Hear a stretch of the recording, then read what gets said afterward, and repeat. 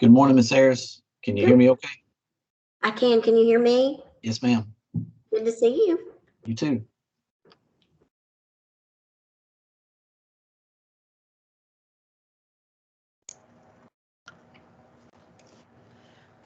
Good morning. Good morning. How are you all today? Good. I'm not putting names with locations. Are y'all in East or Middle or West? I'm Norma Gerald, and I'm in Paris Special School District. So you're on Central not Time. So far. it's morning for Yes. you. Yes. And I'm not far from you. Yeah, I'm in West Tennessee also. Okay, Gibson so it's County. morning for all of us. Because Yep. I know we've got some East Tennessee people joining us too. So.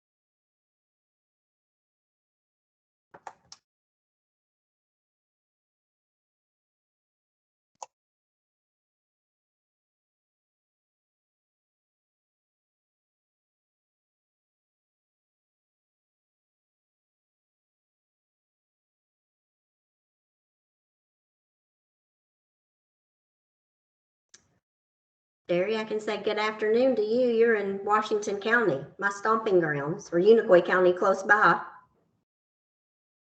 You may be on mute. I am. I thought I had taken it off. Yeah, good afternoon. Good afternoon. Beautiful day in Northeast Tennessee. I was there for ETSU's homecoming this weekend, and it was gorgeous. Yeah, it was. This weekend was great. It was. It's a beautiful fall weekend, and the Bucks won, so it was fun. Yeah, Tennessee had right. a very successful weekend. Yeah. Hey, Norma, did you get my last attempt to connect? I did, and I thought we'll get together at some point. We'll keep playing phone tag till we reach one another. Thank you so much, Jerry. I appreciate it. You're welcome. Well, hello, Lillian. Well, hello there, Jerry Boyd. How are you? I'm all right. How you doing? It's still morning here, so I'm saying. Oh, yeah. Right. Is everybody okay? Yeah. Doing well? Good morning to you too. Good morning. Chelsea Crawford is with the department is going to be who's going to join us to help navigate the slides, and we're all being recorded. The recording, as y'all can tell, has already started, but our department person just for this meeting is going to be Chelsea. Moving forward, it'll be Jamie, but I think there's a lot of meetings happening today, and they're spread amongst all the committees trying to be our support. Sure.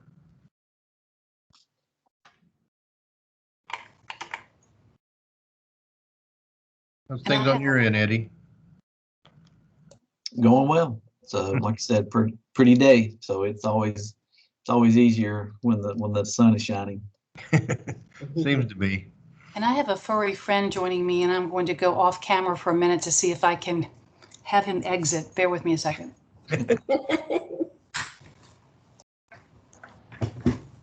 And I'm going to be off camera just a minute to give a teacher a call that's just gotten some difficult news. So I need to call her real quick.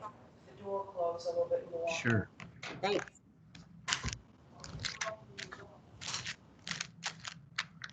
Wonder if you could take him on the porch for a little bit. Yeah. Do you mind doing that now? No.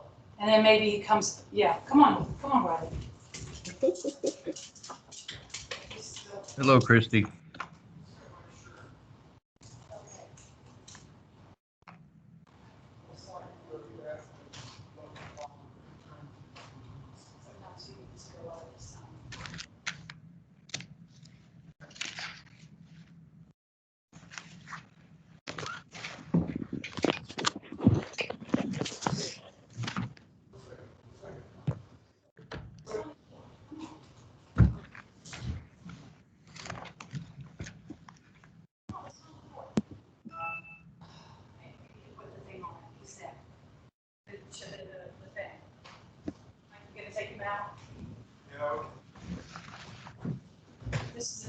never been with this group. This is,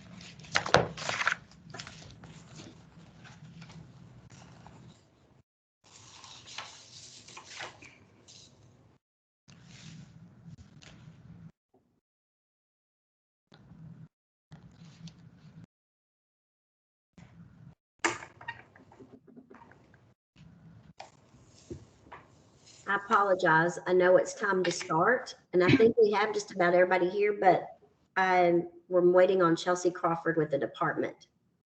So once she joins us, we can officially kick off. Otherwise, being from a small town myself, I know y'all got about 500 things to do, so it's a good time to sit there and multitask, as we all rural communities have to do. And we'll just wait on Chelsea to join.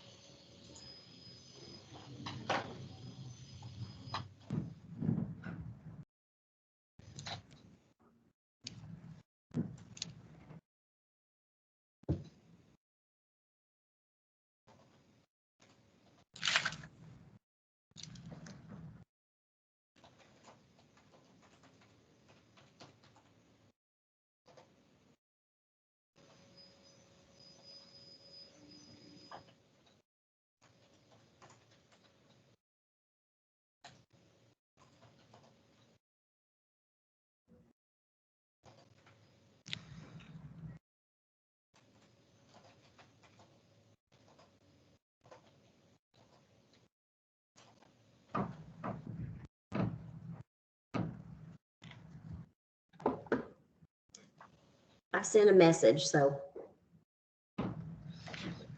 I'll wing it if we don't have anybody from the department in a few minutes.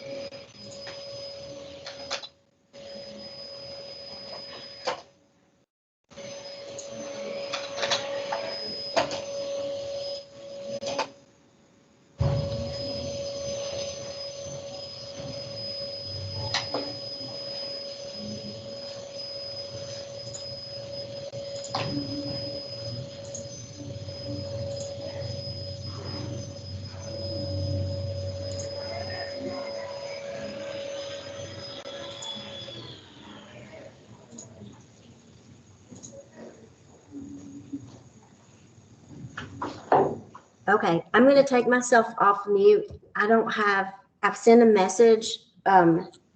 Jamie with the department is supposed to be our normal staff person. And she'd sent me a message earlier because they had 2 meetings happening at the same time. Chelsea Crawford was going to be assigned to us today. So they're the ones that'll be basically taking roll, running the slides. I don't have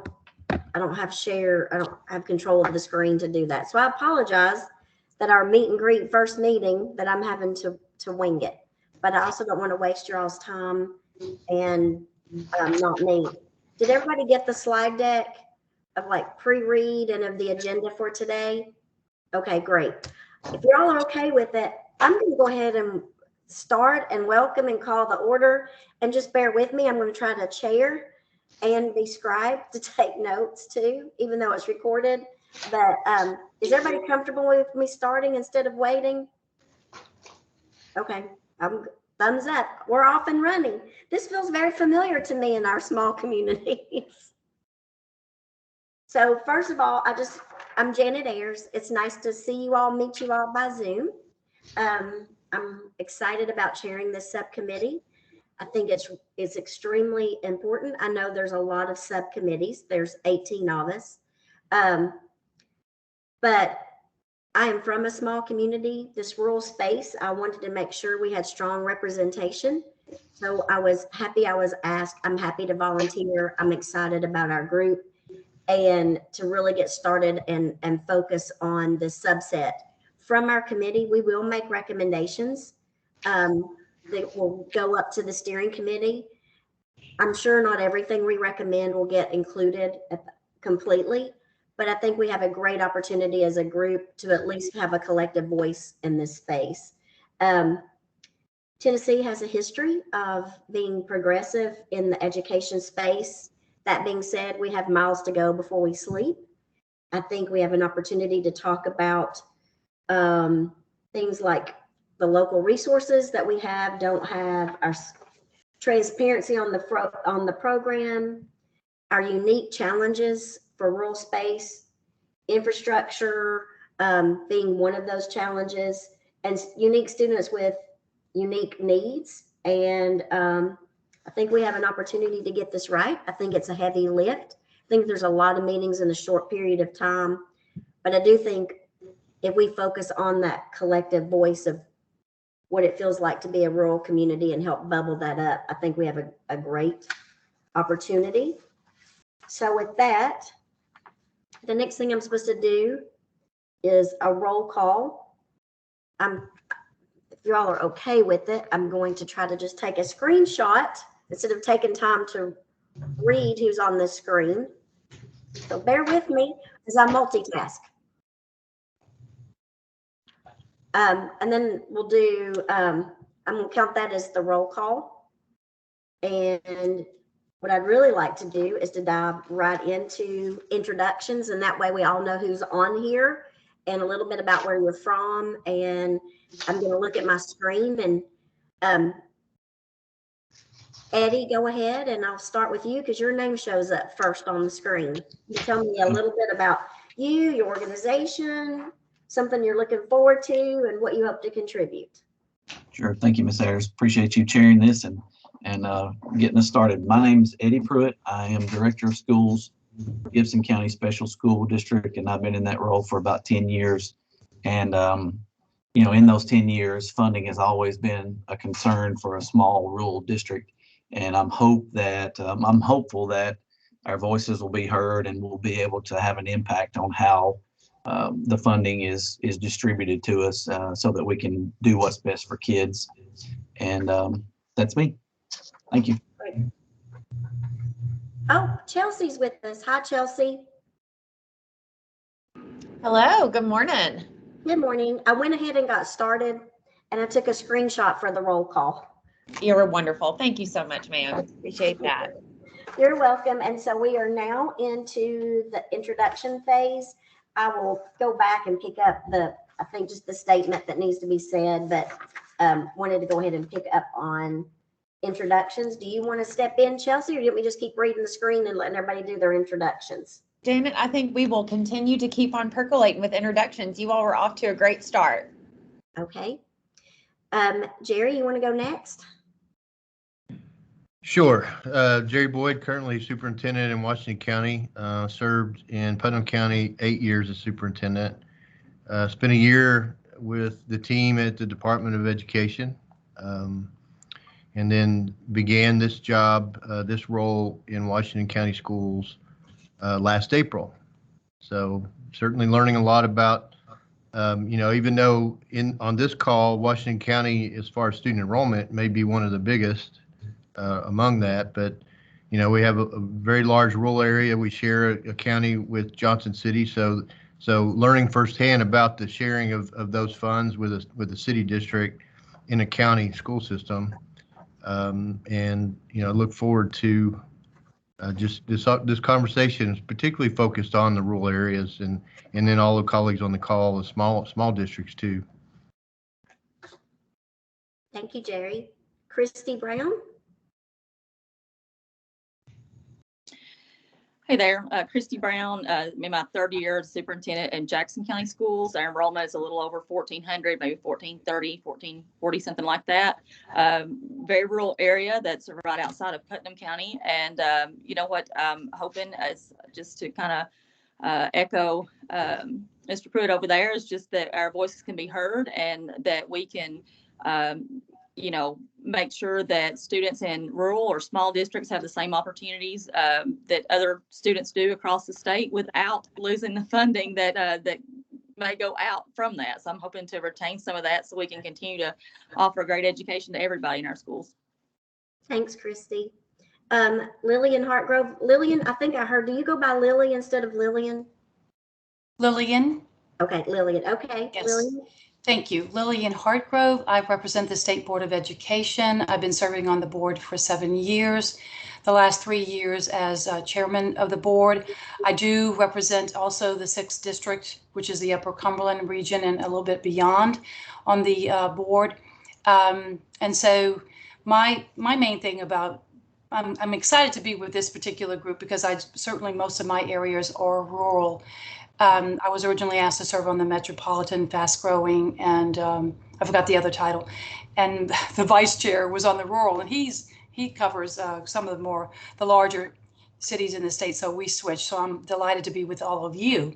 The main thing for me is I'm really eager to obtain the feedback that's being collected from the town hall meetings and all the other means of getting the data, and taking our time together as a subcommittee to assess that data, and then ultimately take that data as a committee and roll it up into our recommendations that would be the representation of the rural communities and the small districts.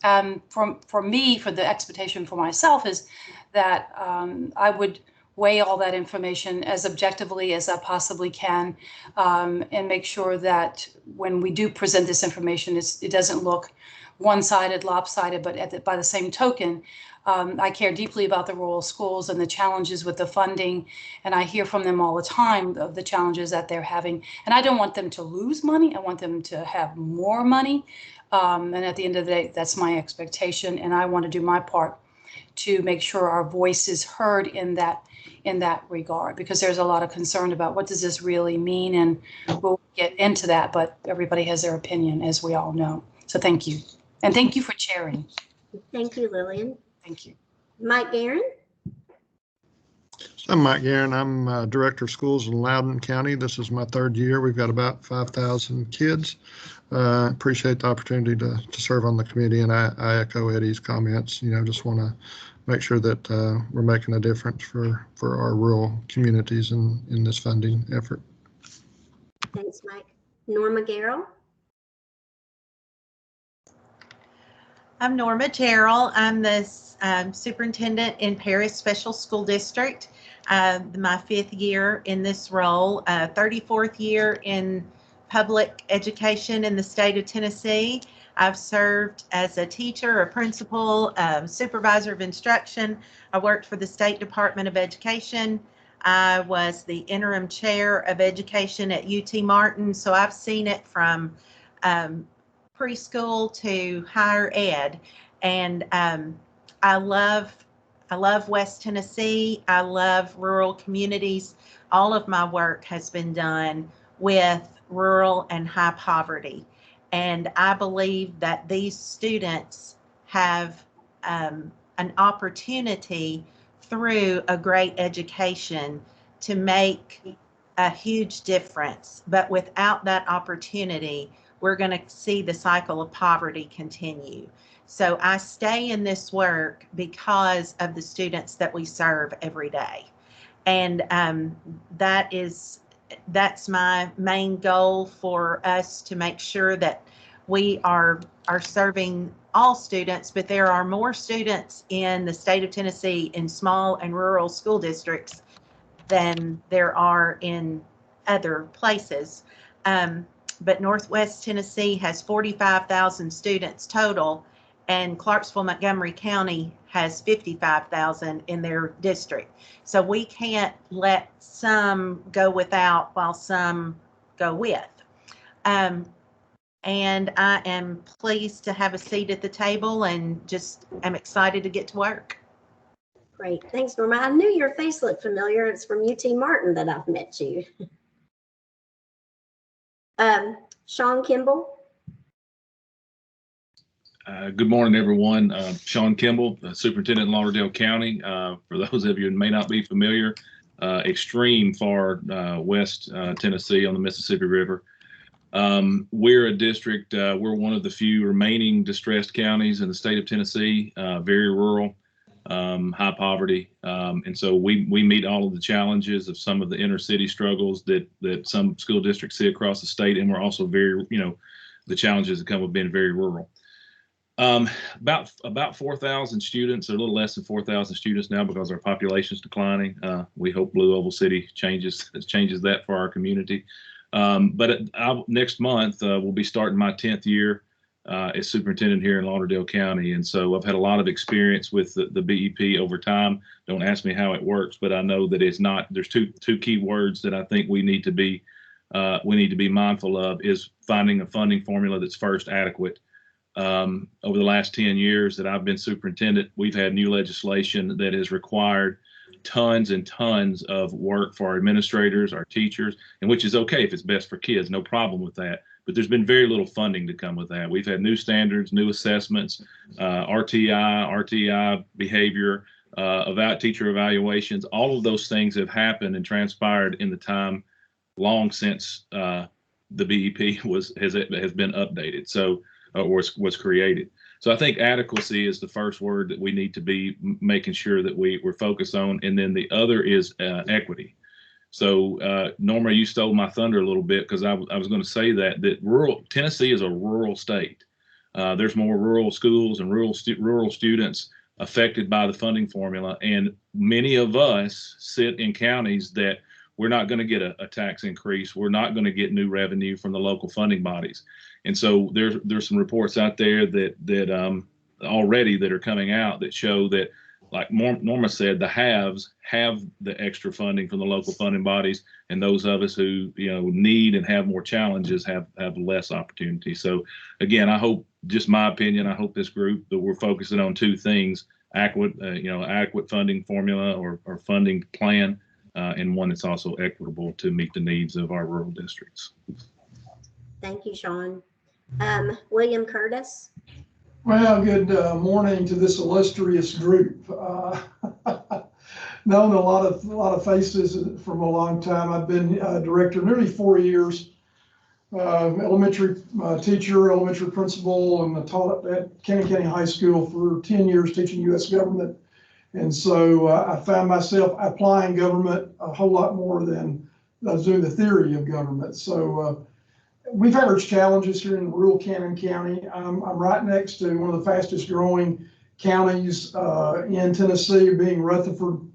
And you talk about there the haves, and I'm the have-nots with the county commission that tells me you're getting the bare minimum. And I've gotten the bare minimum, and thank the Lord for ESSER, because we've gotten to do some projects and major projects. Some of you on here have heard me speak at Tulsa and other places that I had to beg for a roof, literally, for our high school and another elementary school. Janet, I have seven schools in this county. We have a little under 2,000 students. And I've got some very rural schools and some older buildings, and it's been a real challenge as a fairly new director. And you know, I'm glad to be on this committee. And would like to have a voice for those that are, you know, right next door to the haves, and we have the have-nots. So thank you. And Mike Guerin, we play Loudoun County. First time in 40 years we made the playoffs in football. So I'm playing you, Mike, and hopefully we'll give you a good contest. So I'll save you a seat. save your seat. It's a three and a half hour drive to Loudoun County from Cannon County. So I look forward to that being a good contest. So I appreciate all of y'all, and thank you for allowing Cannon County to have a voice in this process. Well, I'm happy to have everyone here. I think it's a group of kindred spirits. That's why we're all assembled together. And I know I needed to read the statements. I'm not going to read to you, but just need to remember that the overarching statement that we'll have at the beginning of each one of these meetings is that it's not to reflect on the current formula so much as we have the opportunity to start all over and dream and imagine. And I would imagine where you've been sitting in that seat for 10 years, 10 months, you're already understanding the impact of what it looks like in the field. So I would think everybody, when you sit in that seat as a director, says, if I had a crystal ball, or if I could do this. And so hopefully with this committee, those great ideas, when your boots on the ground and you're seeing what's happening in real life, that's what we can bring to the table and bubble up. I remember when I was in the nursing home business, it was always so hard to be the provider and at the same time be the voice, because you were so busy being in the trenches. I hope that each one of y'all takes this as an opportunity, is that everyday trench thing, that when you hang up this call or those voicemails or text messages or emails that are piling up, when you take this time to do that, that you're really going to be able to elevate up for our state those things that are in real life, real time, that you experience every day. And we bring that voice to the table, because we do need to remember, this isn't about where we've been. This is about where we're going. And like I said, I'm not going to sit here and read you the statement. You have it in front of it, but I think we have an opportunity to kind of move on in to the discussion part of this. And for me, I think the thing that's on top of mind for me, and I think equity and adequacy is a great way to summarize it. I also think we need to remember this isn't a funding formula so much. I mean, that it's a funding formula, not a spending formula, and that it's student-based. One student at a time, student by student, what we need.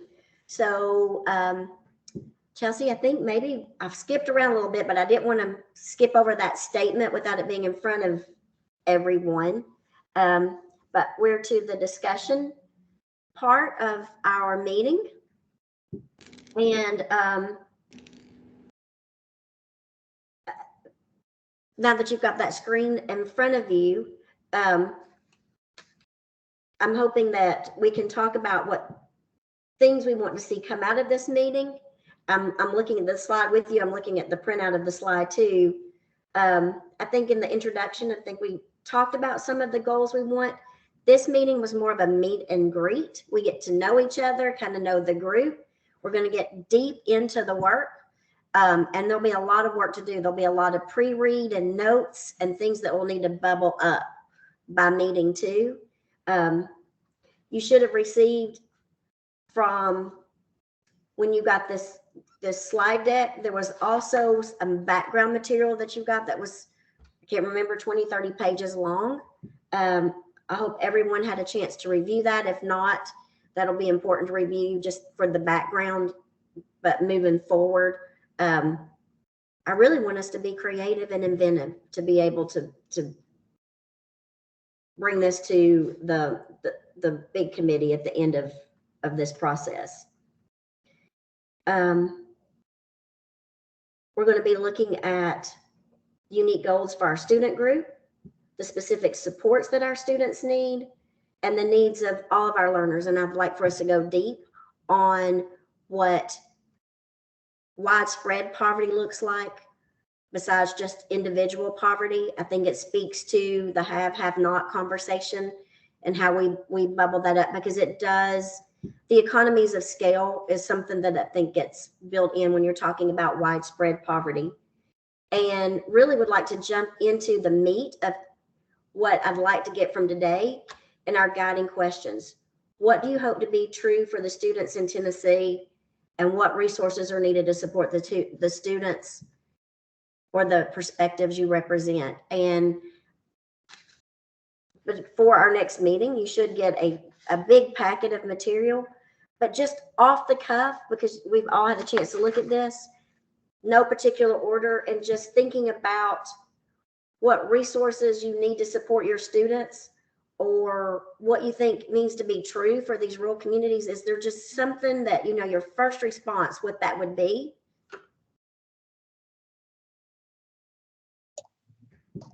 Chair Lady Ayers, one of the things I know, being in a small rural area, there's not the tax base, you know, to fund the building projects. And I think that's the thing that we're facing in our community, and I'm sure a lot of small rural districts are, is a lot of our buildings are getting older and older, and there's going to come a time when we need to replace those buildings or keep those buildings up. So I think the capital funding is important to keep in mind for all districts, but especially the small and rural districts. Thank you. Other thoughts that just, when you're thinking about those overarching questions that you just know because you experience it every day, because I think that will also help guide us in making sure that we get some good support material for these coming meetings too. Well, I think one thing that I would add, if you're looking at that first question, what do you hope to be true for students in Tennessee? What I hope to be true for students in Tennessee is that regardless of your zip code, you have the same opportunity that students in every other zip code has.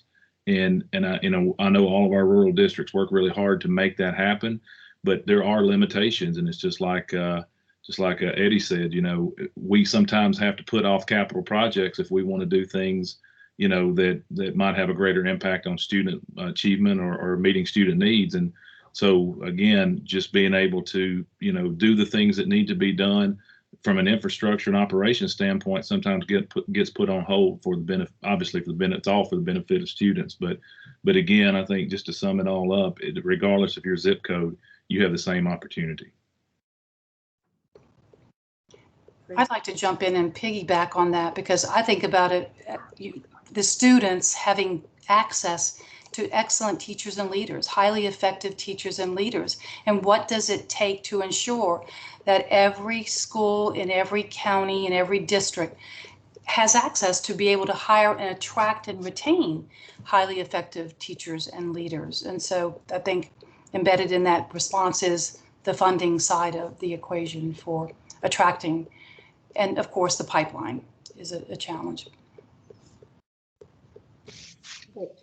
Yeah, and part of that, to jump off what Lillian said, I mean, you know, the disparity in salaries, you know, I know it's difficult because I don't know it's reasonable to ask communities that might have the resources to pay more that they are not allowed to. You know, I think that's not a reasonable conversation to have, but you know, we need to decide on what's a reasonable salary for our teachers, our principals, and those others, and the formula should support that. Now, that's not a very student driven topic, but you know, you need the best people directly working with those students. So in that respect, it is. We want to be able to attract and retain the best teachers, and the best teachers need the best principals in order to perform at their highest level and support students at the highest level. So I want to make sure that, you know, whichever direction we go, we certainly make a commitment to that. And then the last thing I'll say is we need to make sure also, no matter the size of the school, there needs to be always a minimum level of resources that the current practice does not address. So when you have a school that might be small for whatever reason in a rural area, but you need to maintain that school, you need to make sure that the basics are supported directly for that school through the funding formula. I think those are great points, because we have two questions. It's about true for all students, but it's also what resources are needed to support those students. So I certainly think leadership and teachers and pipeline and the disparity in salaries and capital projects certainly fits into question number 2, is what resources are needed to support those students.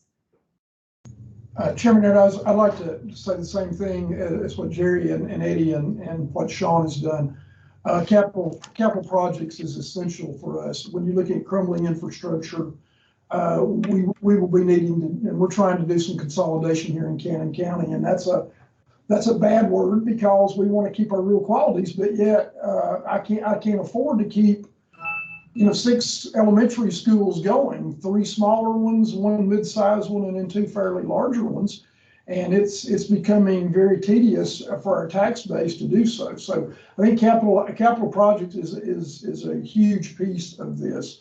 And then equitability among all of us, no matter where we live. And I think the resources there that we need, and recruiting students with salaries and salary equity, I think is very, very important, going to be very, very important in this next round. That our salaries are just as my salaries. I compete with Rutherford, who's $10,000 to $12,000 more in salaries differential than what I can give here in Cannon County. So I have to recruit those that really want to teach in a rural area as a recruiting tool to get those quality individuals here. And capital outlay, capital projects, big time for us in the rural areas. I'd like to add, looking at this from an economic development standpoint as well, that this is a cycle of us creating the very best education that we can for the students in our communities so that they can grow up, graduate from high school, do their higher education in a local setting, and stay here. I do not want brain drain out of Paris and Henry County. We have got to find a way, and I believe we can, to retain not just our best and brightest, but to retain all of our students as workforce, to help them understand employability early on so that they will be employable in what we have to offer them here in our rural communities. We can't look at this, in my opinion, just as a K-12 issue, but if we don't get K-12 right, the whole system will fall apart. This is Tennessee in lots of different ways.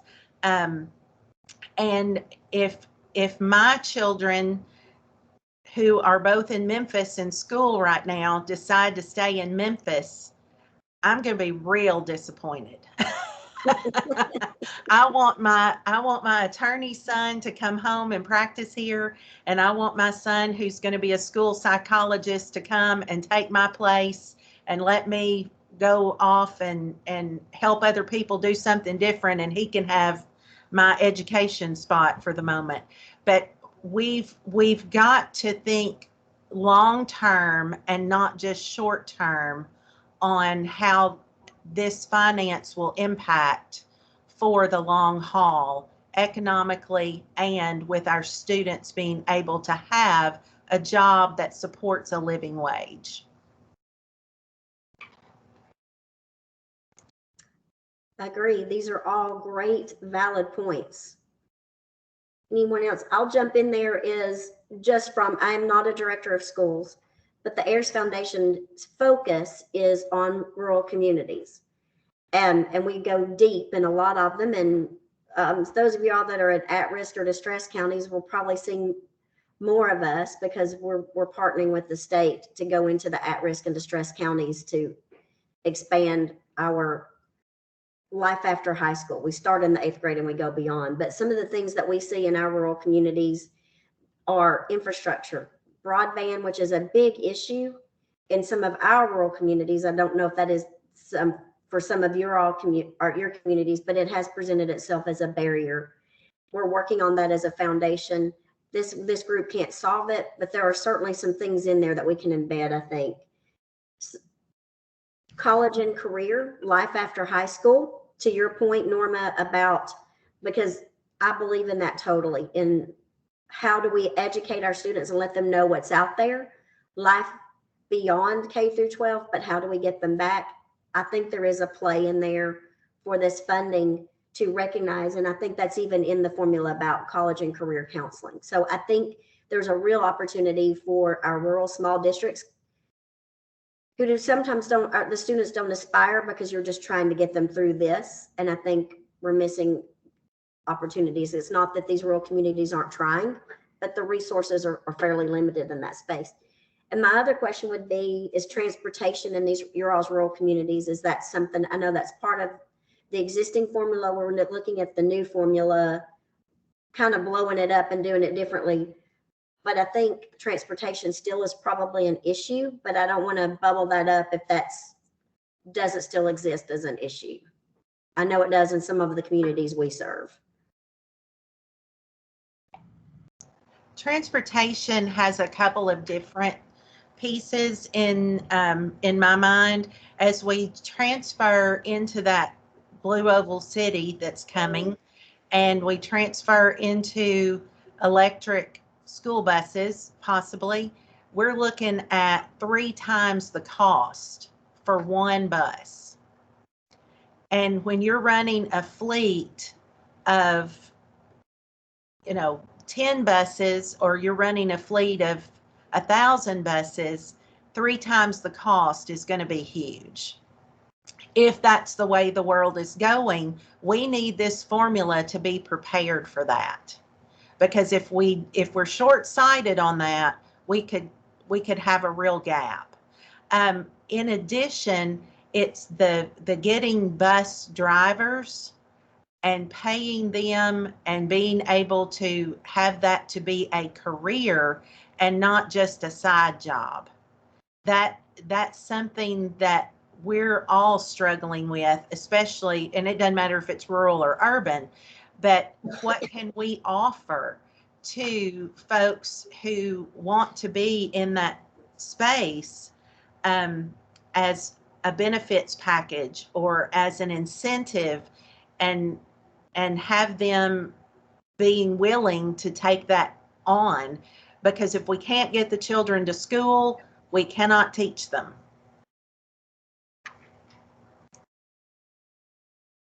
I think these are all great points. So in these guiding questions, just these first reactions, is there anything else that y'all can think of? Because I think moving into the next slides about the next meeting discussion, and when we get into the meat of these, I think will lead to some more questions. Do y'all have anything else you want to add to these guiding questions?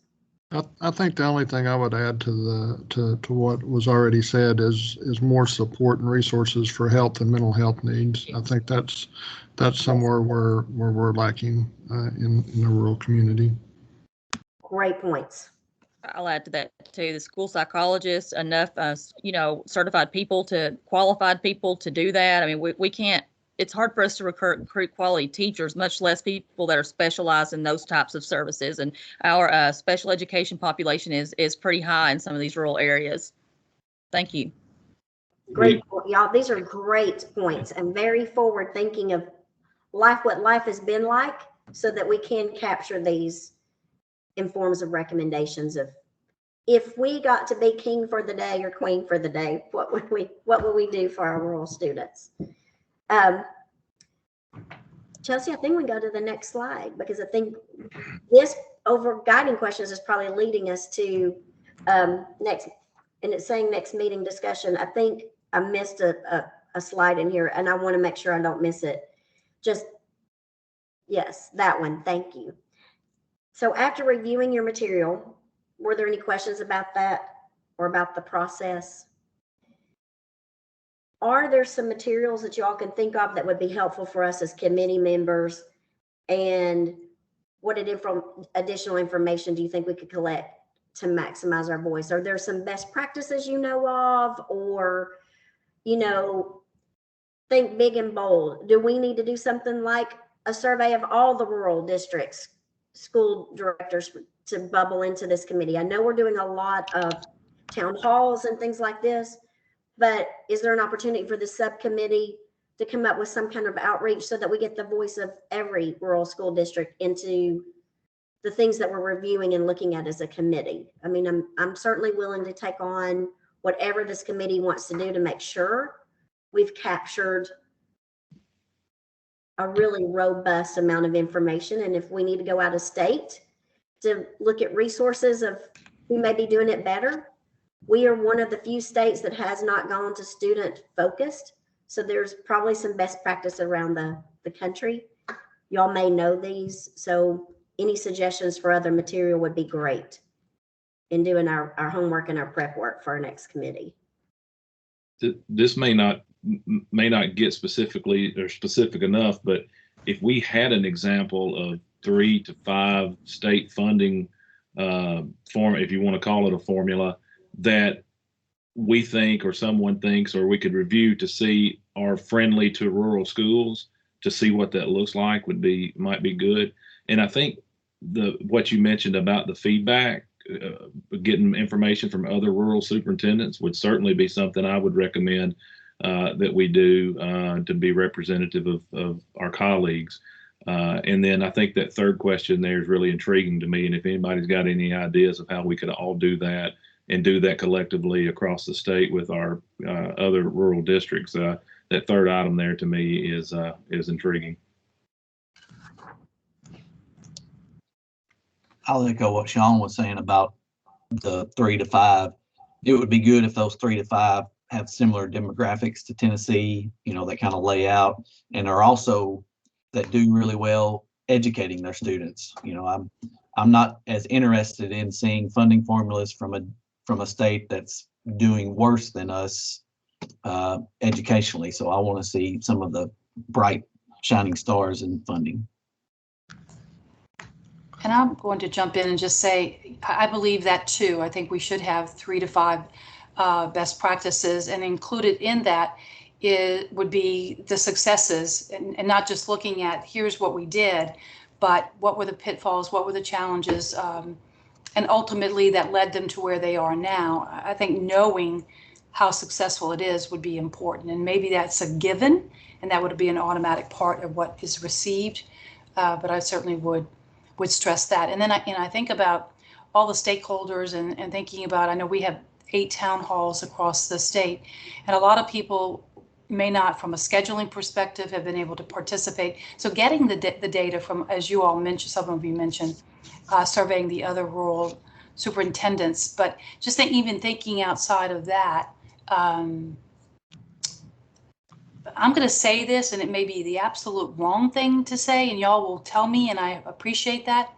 Do we need to hear from like a county mayor? And Jerry, I think back to Putnam County and the challenges that you had many times, and Christy, you go before your local school board, that they have to go before the county commission. And I know the fiscal capacity and the match is not what we're talking about. We're talking about the state side of it. But is there any value in knowing or hearing their voices? Is there? There may not be. I had asked on an engagement call last week if was there going to be an opportunity to get maybe the superintendents and county executives, or maybe even over the budget committee or something like that, with our local funding bodies together in the same room, hear the same message at the same time. I think sometimes that the interpretations of things, different meetings happening, I think that could be really helpful, Lily, and I do. So then we need a method for how to do that, and maybe others have another idea. Thank you, Christy. I certainly agree. I mean, I absolutely will be talking with our county mayor. I mean, he's very interested in my involvement in this, this subcommittee, and just overall what the outcome is going to look like eventually. But certainly we all have to work together. And those relationships kind of ebb and flow sometimes. But as long as we're hearing the same thing, I know we can find a place where we have a lot more that we agree on, and we can focus on the right things. So yeah, I think that's important. Also, in those 3 to 5 models, and I think it's important too. I mean, we're kind of maybe discussing macro level with state funding formula, and as it gets to the district, but it would be good to also know in some of those exemplary models what it looks like at the school level, how the principals are supported, because quite honestly, if you shift to a student-based funding model, it's going to both be beneficial and empower the principals, but it's work that they have not readily engaged in, in that kind of planning. So we need to think from the classroom to the boardroom to Nashville, of course, as we have these discussions. Great points. I believe that we need to be thinking about the most expensive student or students that we have in our district, and why are they? What are those categories that would be added on in that student-focused formula? Because our general public does not understand all that we have to do for our most critical need students, whether that is a special needs student who has to have a one-on-one aid for behavior, whether that is particular professional development that assistant or that teacher has to go into. So I don't want us to leave anything off the table. If we're looking at those most costly students and what we're spending now versus what the state average is reported on our report card, I believe that could be very telling for us. Great points. Very good points. Chelsea, let me ask you a procedural question, because I think there's some things that are already surfacing from our committee that might be very important tools and resources that we can capture between now and our next meeting. And we'll get that into the next slide about how we want to communicate as a subcommittee to get feedback and work together between committees and what that looks like. I don't want to inundate, and I want to make sure we get everybody really good, robust material. Chelsea, is that something I can do offline? I know it'll be Jamie supporting us to get this material and figure out where that can be. Yes, okay. I've taken a lot of notes, and I know you have too. We will be looking at the recording just to make sure that we don't miss anything that we can provide to you all that will be helpful for your kind of consideration and as part of these conversations. So yes, Janet, for the next meeting, you will have hopefully some of those resources that you've asked for today. And then, as you mentioned earlier on this call, the first batch of public comment that you all will be reviewing and considering as part of the subcommittee. That public comment has come in a variety of different ways, including just emails to our tnedu.funding email account, public town halls, and other ways. So you all can look for hopefully a couple of good things ahead of the next meeting. Okay, great. Because I think we can also figure out what it looks like, the best way to survey and collect information from county mayors and the director of schools from our rural districts is part of this. I think the 3 to 5 examples with the detail that we've discussed is going to be really important. And I agree that at the school level, how they're supported. So I think we've already identified some resource materials and some in-depth material that will help guide the work of this subcommittee. And like Chelsea just said, we're at our next meeting, we'll have some material that the department's already preparing, and we'll be reviewing those comments. I like the fact that the deliverable is that we're looking at what we must have, should have, nice to have, or other. I think that's a good way of saying these are non-negotiables. We have to have these basics. I think there's some things that we should have, and I think it speaks to the highest cost student and making sure that we have all the resources to support them. And then I think we also get to be able to get into it's nice to have or other categories that, may surface up. But I think, because I want to be mindful of everyone's time, we're about 9 minutes away. I think we're scheduled for an hour, and I want to be thoughtful about how I use your time. But that last question on the guiding question over the next 2 weeks, how do we want to communicate with each other and get this information in a timely way? Are you all comfortable with the department just sending you an email with this collective material? Do you want to, is there a way that you want us to create just an email group with the department and us so that we can share that material? I don't want to send too much, but I want to make sure we come into these subcommittees well read and with relevant material and not just a whole lot of, I want the content to be robust, but user friendly. Maybe I'm speaking from me because I think we all get a lot of stuff. I need content and just not, I don't want to just send you all a bunch of stuff and it feels like I'm communicating when 90% of it just is redundant. Are y'all comfortable with us just emailing in between additional material? Okay. Chelsea, you and I and Jamie can talk about it, because I think besides just those best practices, I think we can talk about the best way to survey and go ahead, because I think the sooner that we figure out the best methodology to survey these director of schools and county mayors, because it'll take a minute, and I want to go and we'll go offline, and that I know that'll be something that I want to send you all to get some feedback. All surveys are not created equal. I think it doesn't have to be too cumbersome, but I want to make sure we get that done sooner rather than later, if we feel like that's a valuable resource for us.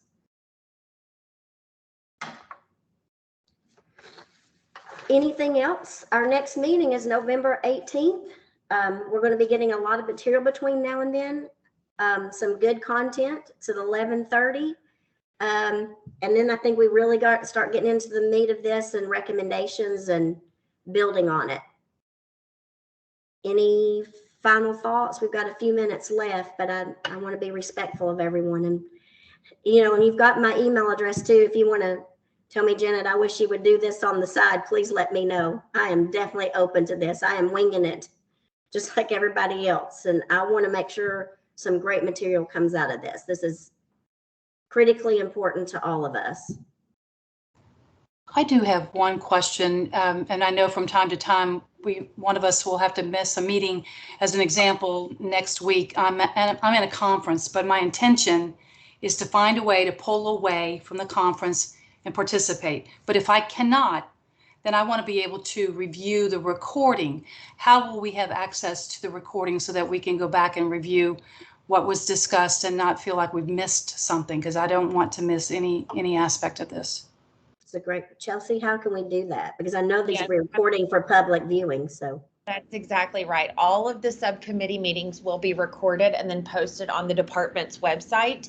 Here in just a second, I'll drop into the chat the actual direct link so that you can kind of bookmark that page and come back to it. You'll see those videos get posted in real time. So for example, if we've got 4 subcommittees meeting today, those materials will go up kind of in a cluster, and then we will move forward, on our timeline to add additional materials as quickly as we possibly can to the website. We want to get them up as close on the heels of this committee meeting actually happening as we possibly can. So I'll drop that email, the URL link into the chat right now.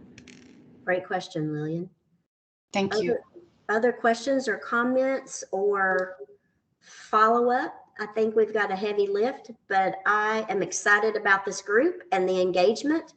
I think we have a unique opportunity, and I don't think any one of us is going to waste that opportunity. I think we're going to make sure that it is robust and we have some strong recommendations to surface up.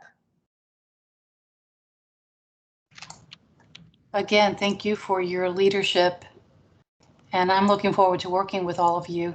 And Chelsea, thank you for the bookmark. Yes, thank you. Okay, we'll be communicating by email and over the next little bit, but we'll see you actually next week. Thanks, everybody. I'll see you, Mike. Bye, you all. Bye. Friday night. Bye. Have a good one.